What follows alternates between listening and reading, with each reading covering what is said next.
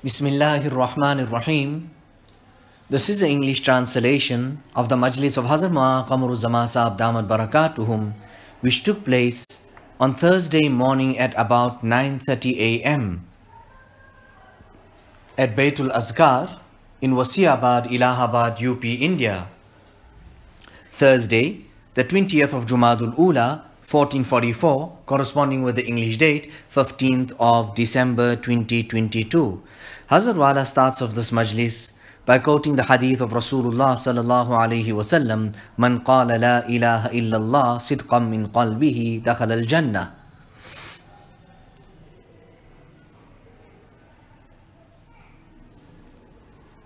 Hazrat Wala is reading the letter of Hazrat Mujaddid Al-Fithani on the virtues of the kalima tayyibah, La ilaha illallah. There is nothing more beneficial than this to cool Allah's anger, since this kalima tayyibah quells Allah's anger, which could have become the cause of casting a person into hellfire. It will be more effective in quelling other angers which are of a lesser level than it. Why would this kalima not quell Allah's anger? When a servant reads it repeatedly, rejects everything apart from Allah, turns his attention from everything else, and makes Allah Ta'ala the center of his focus. Allahu Akbar. A person's attention to various things was the cause of Allah's anger. Once he turned his anger from all of them and came to a central point, meaning Allah, his anger also dissipated. Now this year, Hazrat Maulana Shah Wasiullah Sahib used to relate to us abundantly this malfuz of Hazrat Mujaddid Al-Fithani. You know, Hazrat Wala is saying Maulana Ismail Shaheed, on that occasion when those women all embraced Islam, in fact they even joined him in jihad, and then some others made some remark that these people just accepted Islam now. And then Hazrat Maulana Ismail Shaheed said, no, rather they accepted Islam now, they read the kalima, they are completely pure, they are completely clean, they are greater than you, they have surpassed you now presently. Therefore, the Sufiya say that we must keep the wird and the wazifa of this kalima, La ilaha illallah. Hazrat Maulana Abdur Habib Rahman Azmi used to say, Suluk wa tasleek ke liye isse barkar koi kalima nahi. In this path, suluk, threading to Allah subhanahu wa ta'ala, there is no greater article and sentence than this kalima tayyibah, La ma'buda illallah. In this year, there is negation of shirk jali, that there is no deity but Allah, and la maqsuda illallah, there is no objective other than Allah. In that there is a negation of shirk khafi, the lighter form of shirk. And the hadith teaches us, inna yasira riya'i shirkun, that the smallest amount of ostentation and show will also constitute shirk. So all this mashq, when we go to the Buzrugan-e-Deen, all this mashq that we make is all for this. You people know there's a janaza today, and we'll be going for this janaza. Now all of this year, we read this kalima and we repeat it over and over again. So we say it hundreds and thousands of times. It is for that day that we're going to meet Allah subhanahu wa ta'ala, that kalima then can come, La ilaha illallah Muhammadur Rasulullah. Now Hazrat Maulana Muhammad Ahmad Sahib used to say, when he used to hear about the husn khatama and good end of certain person, when people used to bring the news, this person passed away and this is how he passed away, this, that and the other. So then what was his impression at that time? he used to say, all this here that we're doing, all this that we're reading of the Kalima Tayyibah, it is for that Husn Khatama and for that last day. Nevertheless, there at that point, the caller gives the signal from outside that the janazah has arrived. And then, because it is just in the neighborhood, a door or two doors away, Hazrat Wala then stands up, and all the attendees there of the majlis also join him, and they go for the janazah salat. And after performing the janazah salat, they all return, and then Hazrat Wala continues the majlis. So when this kalima refutes and throws away and wipes out shirk, which is such a major sin, then what about all the other major sins? Most definitely all the more. So one can observe this reality in this world. The reality of this here, we can witness it in this dunya of ours. Take the example of a master who is displeased with his slave and vents his anger on him. The slave resorts to his sound nature, turns his attention from everything else and focuses on his master alone. The master will inevitably develop affection towards the slave, and his anger will be quelled. A fakir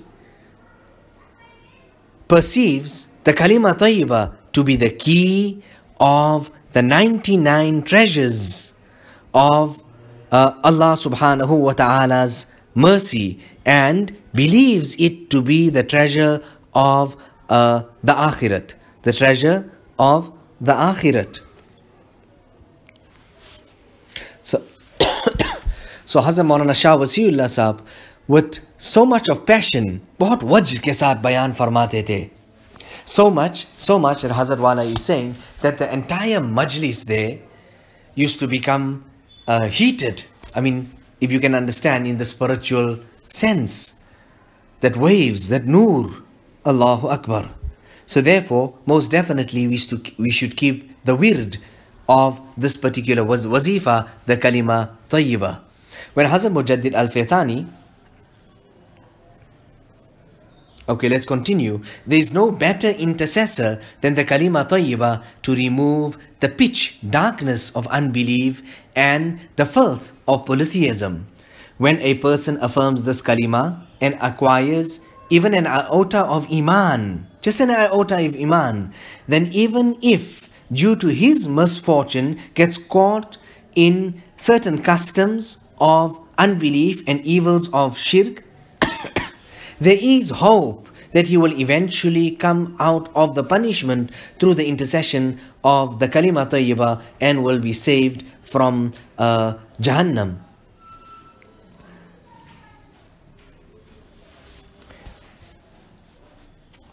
Now the blessings, the barakat of kalima tayyibah. Here are some blessings of this kalima, La ilaha illallah.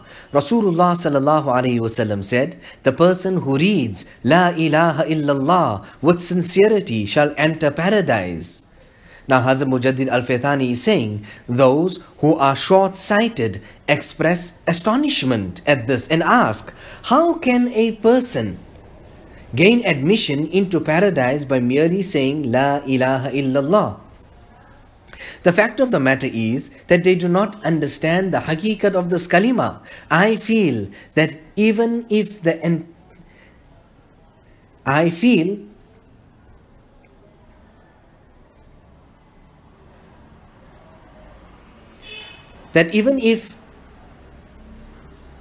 one person reads this kalima just once, then there is room for them to be admitted. There is room for the entire dunya, for everyone to be forgiven in that. I am also of the view that with the blessings of this kalima, if it had to be distributed to the entire world, it will suffice everyone forever, and it will satiate all of them. When the second part, okay, that's the second part of the kalima. Now Hazrat Mujaddid Al-Faythani was put into jail. Now at that time, his son comes and he says that, Abba, we are really grieved with your separation. I mean, he writes a letter. And then Hazrat Mujaddid Al-Faythani says to him that most definitely that's in its place, but I am more grieved with the separation than you. But listen, negate by means of the kalima even this. Do not make my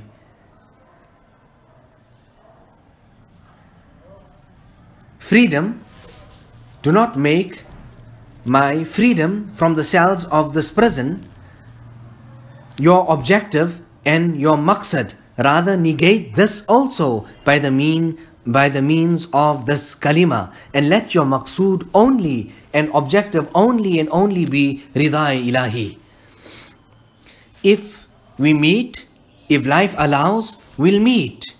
But if not, then most definitely we'll meet in Jannah. Now, Allahu Akbar. He then goes on to say, give this message to your mother as well. Ikhana, hama aftabast.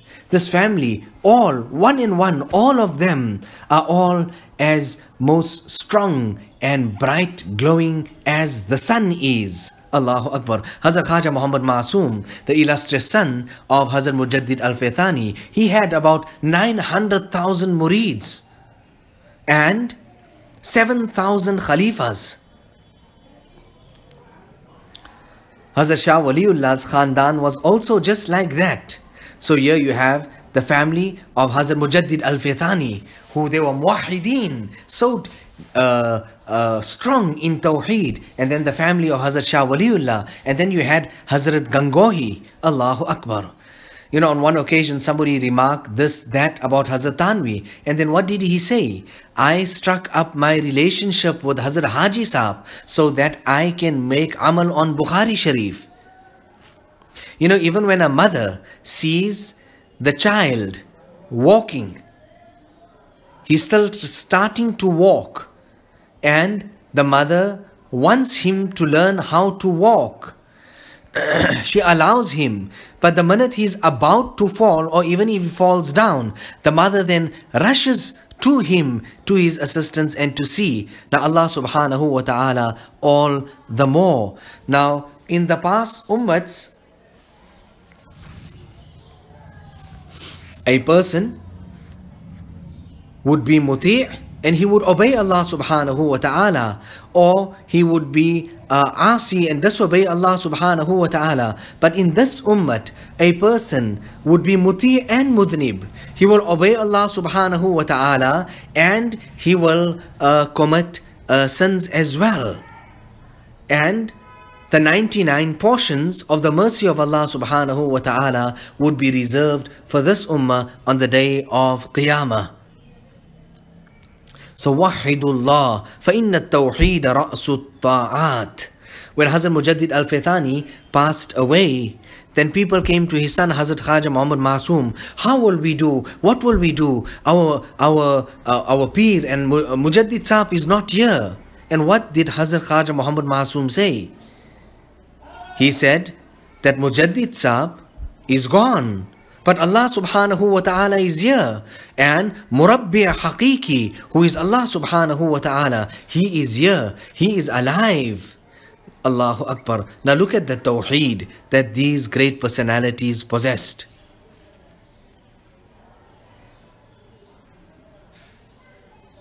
So Alhamdulillahi Rabbil Alameen. All praise is due to Allah subhanahu wa ta'ala, who is the nurturer of all the worlds. Does Allah ta'ala only give food to eat and water to drink? Does He only give us provisions? Is it just an outer or an external tarbiyat that Allah does? No. It is much more than that. Allah subhanahu wa ta'ala gives us ta'aleem. Allah subhanahu wa ta'ala makes our batini tarbiyat. Allahu Akbar. He is the Murabbi' Haqiqi. The Shaykh is just a means Hama shuma bahana. We are just a means and an excuse. But the asal murabbi is Allah subhanahu wa ta'ala. A person came and started talking some political talk and what will happen and how will happen, and they're doing this and they're doing that. So what did he say? He said nothing other than turn your attention to Allah subhanahu wa ta'ala. Tawheed. Tawheed. Hazrat Haji Imdadullah used to say that when you carry out the dhikr of Allah subhanahu wa ta'ala, remain, let there be as close as possible to a wall. Be attached to a wall, sit right in front of the wall, so that there's nothing between you and that wall, meaning you will be more focused and you'll have more concentration. In fact, one of the salient features, the fazilat of the first saf is there in its place. But all of this, why? First of all, that is why the Imam is right in front. But after that, the fazilat and the virtue goes to the people that stand in the first saf. Why? Because there's nothing between them and Allah subhanahu wa ta'ala, which is not found in the other safs that come behind. This is a nukta, very subtle point there.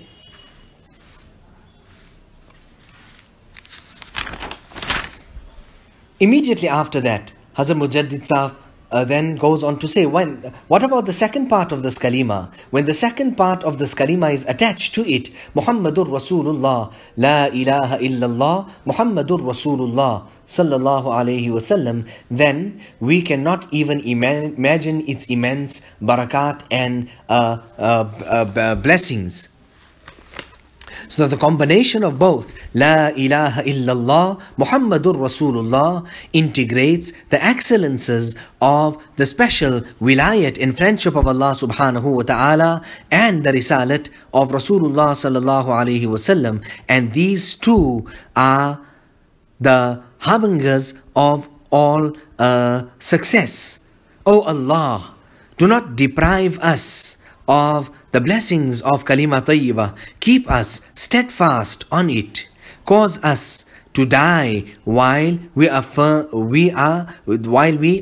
it, and resurrect us. Now this is the dua of Hazrat Mujaddid Al-Faythani. This is his dua that he is making. Now Hazrat Wala goes on to say, Walil imani darajat.